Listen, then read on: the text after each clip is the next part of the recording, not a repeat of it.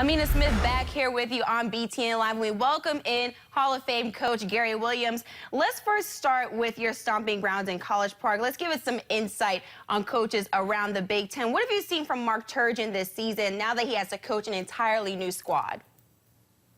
Well, he's doing a great job.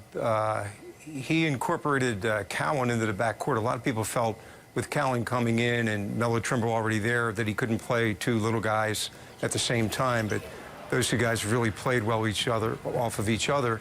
And then Jackson has done a great job. He gives them that physical presence, and if they want to go small, they get to play a 6'7" power player at the 4 spot that can still shoot the ball and handle pretty well. And of course, Hooter has done a great job. It's almost like they have a third point guard on the floor because he's such a good passer and he can make open shots, and he has that 6'7", 6'8" length that really helps your team. So Mark has taken those new guys and put them together with Melo Trimble, and he has a shot blocker that's come along slowly during his career when Dodds, who's now become one of the best shot blockers in the Big Ten and also a very key player in their screen and roll offense. And the news broke earlier this week that OG Anunoby's knee injury will have him out, and we just learned that he's out for the rest of the year. What do you think Tom Crean will do now that one of his star players won't be on the court? Well, these are the worst injuries, obviously, for the player. It's such a sad thing. But also for Indiana, they're into their Big Ten season. They've played for 2.5 months now, and you've developed a certain style with that type of player.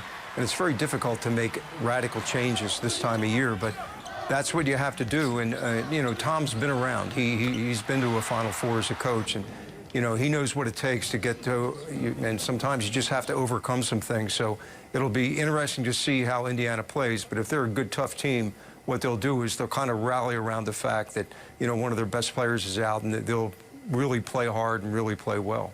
Now, throughout your coaching career, have you had to deal with anything like that? And if you did, then how did you handle it? Yeah, I had a very serious injury. In fact, when I was coaching at Ohio State in 1989, we had a player named Jay Burson who was a great scorer. He was averaging 27 points a game, and we were rolling pretty good in the Big Ten, and that's the year Michigan won the NCAA championship. And Jay Burson broke his neck playing at Iowa, and it really affected our team. We had a good young team without him, but we just weren't good enough to play the really good teams in the Big Ten back then. And it's one of those things where you tell the team that, you know, we can handle this, we can get around it, you know, we can do this. But players find out pretty quickly that might work for 1 or 2 games. What happens is they realize that when you have a great player, he takes a lot of heat off the other players.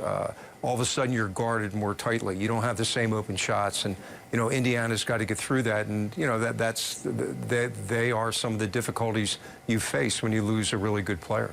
Let's move on to Michigan State. How would you evaluate the job that Tom Izzo is doing with such a young squad this year?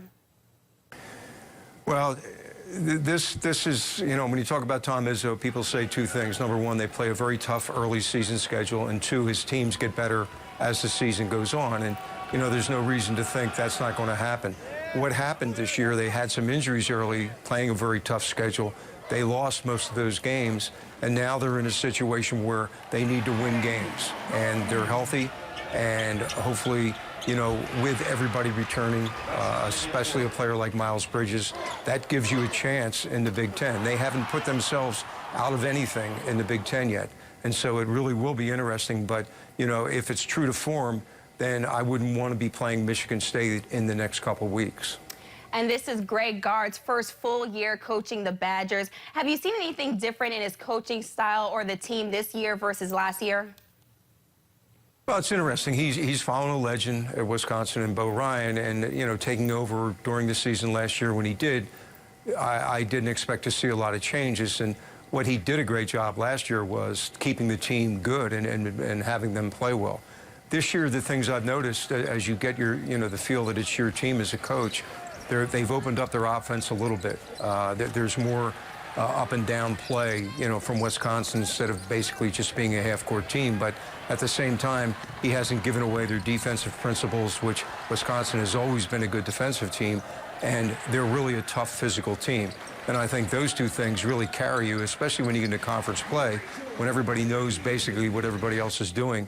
It comes down to toughness, defense, rebounding, things like that. And that's the reason Wisconsin has done well early in the Big Ten season so far.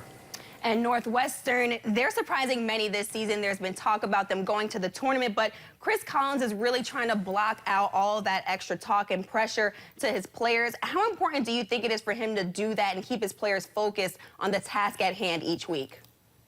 Well, it's definitely hard for Chris to keep his players focused because all of a sudden there's more talk about this year about Northwestern making a tournament earlier than in previous years. And, you know, it's a mental block because they haven't done it before, and all those things are true. But Chris was an assistant at Duke with Mike Krzyzewski. Their expectations every year were Final Four, maybe national championships some years. So Chris is really experienced at keeping a team focused on the upcoming game, and that's what you do. You do everything to talk about the next game, no matter who it is. It doesn't matter who you're going to play. What matters is whether you're going to win that game or not. So if you've got a really tough game coming up 2 weeks from now, we have to win that game. Or, gee, we need to get 22 wins to get to the NCAA tournament. If you start thinking like that, it gets harder on the players. The easiest thing for the players is just to get them to focus on the next game, the next practice, whatever, that can keep them becoming a good team. As always, thanks so much, Gary, for your insight. Yeah, thank you very much. I appreciate it.